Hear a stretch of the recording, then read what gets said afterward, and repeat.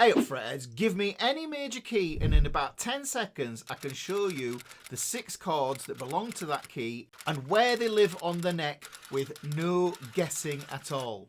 So this is G. Here's a super common chord progression, a 1, 5, 6, 4. It goes like this.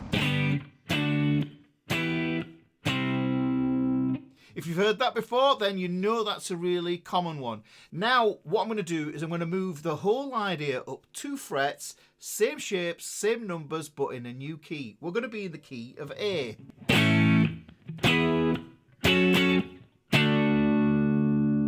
And this, guys, is the point of today's lesson. One grid that works in every key, and I call this the L7 grid.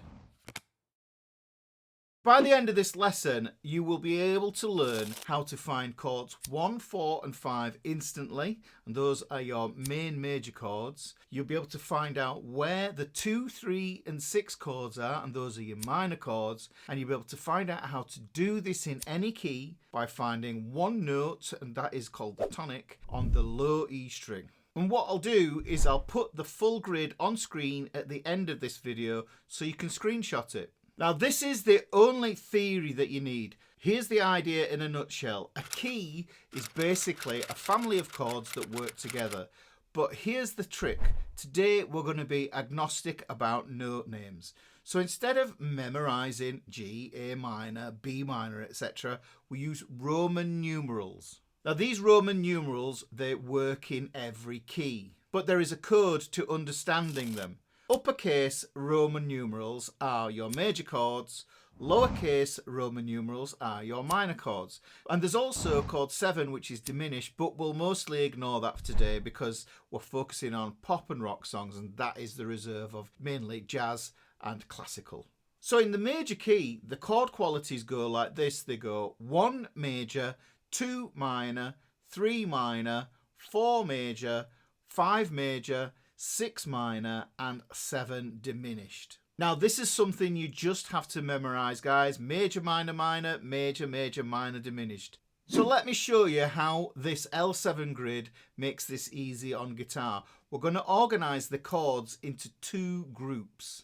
The first group are the major chords, that's 1, 4 and 5. Those are called your primary triads. The second group are the minors, that's chords 2, 3 and 6. And funnily enough, those are called your secondary triads. Now, when I first had this light bulb moment about how this little grid worked, the main thing I want you to understand is, for me, it looked like the letters L and 7, and that's why it sticks in my brain, L7. So let's look at finding the tonic first to know where we are going to play. This E string has 12 notes, E, F, G, A, B, C, D, E.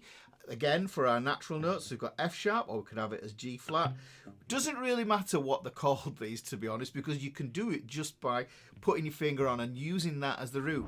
The main point is this is where we are getting the tonic. We're looking on the E string here. Really, this is the only note you've got to find to play in key. And your first job is to find it on the E string. So if I want the key of G, then what I do is I go up my neck, I go E, F, F sharp, G, and I find that G on the low E string on the 3rd fret. So now I have found my tonic. And once you've found that tonic, the whole grid locks onto it. So here's where the magic trick happens. If I move that tonic, I move the key. That's an A, so this is going to be my tonic for the key of A. If I do it on the 6th fret, that's for the key of B flat. 7th is the key of B major. I'm not memorizing 12 different maps. I'm memorizing one map and applying it to all of those 12 notes and just moving it up and down the E string. Let's do something really quick and cool here. Let's play a 1, 4, 5. Now, this is your 3 main chords for your key. These are the big 3. These are for rock, punk, pop, everything. If I take this here in G, that is the tonic, but it's also the root note for chord 1. So once I find the tonic for 1, I can quickly locate the 4 and the 5 in the grid by simply moving over onto the next string here, onto my A string. There's the 4, and then I move up a whole step, 2 frets, and I can find the 5. Now what I can do with this is I can play those as power chords and rock out with those.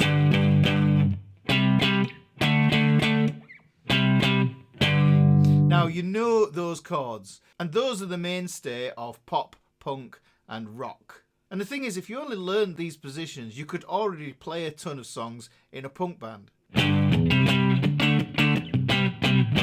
Now the thing about those power chords is those power chords are abbreviations for full bar chords. So if you know how to play bar chords, then we can play bar chords with these. So we're going to use that same part of the grid here.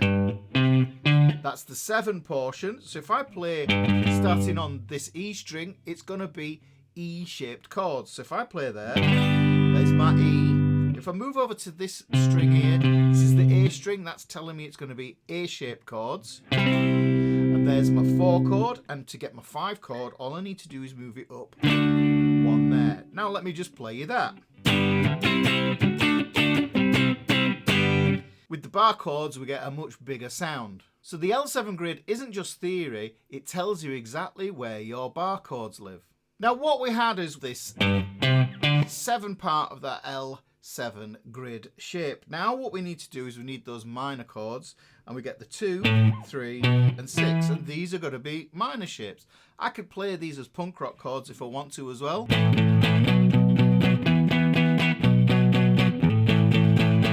And it gives me a different kind of sound. And all I'm doing here is following the L pattern in the L7 grid. So if I want to play these as bar chords now, all I need to do is find my 2, my 3 and my 6 and turn those into the minor shapes. Now because this is on the E string, this is going to be an E minor shape with the bar chord. If I play it up here, I've got to move up a whole step, and I play this up here. I get my B minor, so that's just using that E minor shape again. And when I switch over onto the A string, it becomes an A shape. But we've got to remember that it's minor, so we play an A minor shape there. And then that gives me my 3 minor chords. So there's chord 6, chord 3, chord 2.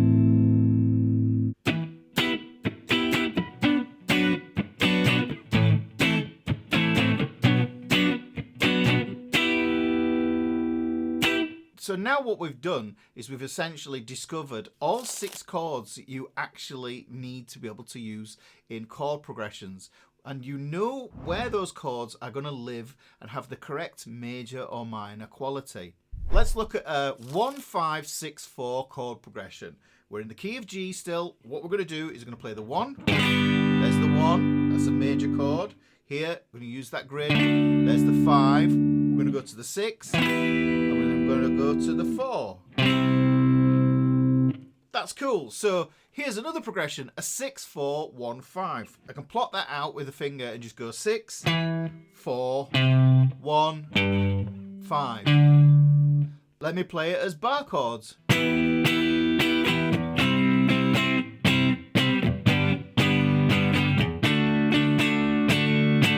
Let's look at a third progression, and this is a classic one that always happens. This is a 2-5-1.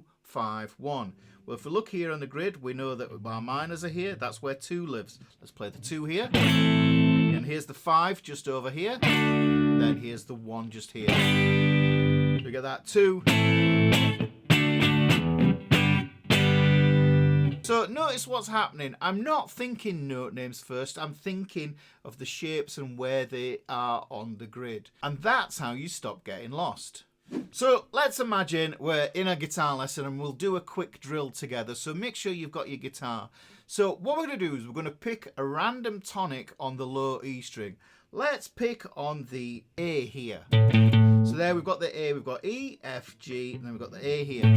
So there's the A. That's going to be our tonic. So now all we have to do is imagine where the L7 grid lives. Here's the 7. Those are my major chords. If I go here, this is 2, 3, 6, and that plots out the L shape in that L7 grid. Let me just play the chords for you as well. 1, 4, 5. Now what we're going to do is we're going to do the 6, 3, and then the 2. And you can see we have the 6 main chords now for the key of A major. And that means I can quickly find chord progressions like a 6, 2, 5, 1. So if I do that in A, I go 6, 2, 5, 1. That's a 6, 2, 5, 1 in A. Let's do that 2, 5, 1 again. So that's what you've got to do. You've got to do this drill in one new key every day as part of your practice. And what will happen is you'll start to feel the fretboard open up and you won't feel so clumsy and lost on the fretboard because you'll start to work in new positions instead of the positions that you already feel comfortable in. Because you've got to remember, guys, that comfort zones are where your dreams go to die. So just to make sure that we've got this, let's do this in a key that you might think that is beyond reach because you don't know the theory behind it. So let's play in a key like B flat, which I'm found here on the 6th fret of my E string here, because if this is B and I lower it 1 fret, it becomes B flat. So let's put the grid on there. Let's play the 1, 4, 5. There's the tonic and the root for chord 1. There's chord 4, there's chord 5. Plotting it out. Play it as power chords. Play it as full bar chords. We can get that there. 1, 4, 5. We know that 2, 3, and 6 are going to be here. Those are minors. So here's 6, here's 3, and here's 2. And that I can quickly turn into a 1, 5, 6, 4. Let's play it. 1, 5, 6, 4. And you can hear I've just played that chord progression in a completely new key, which is good if you want to sing along, or if your singer struggles with the keys that songs are in, you can change keys quite easily. So you don't need to fear keys anymore. You just need to locate the tonic on the E string and drop the grid on top. Now you might be thinking to yourself, yeah, that's all good and well, Ricky. I get how that works, but I don't know why it works. And if you want to understand why it works, then let's get into the theory of it by watching this video here.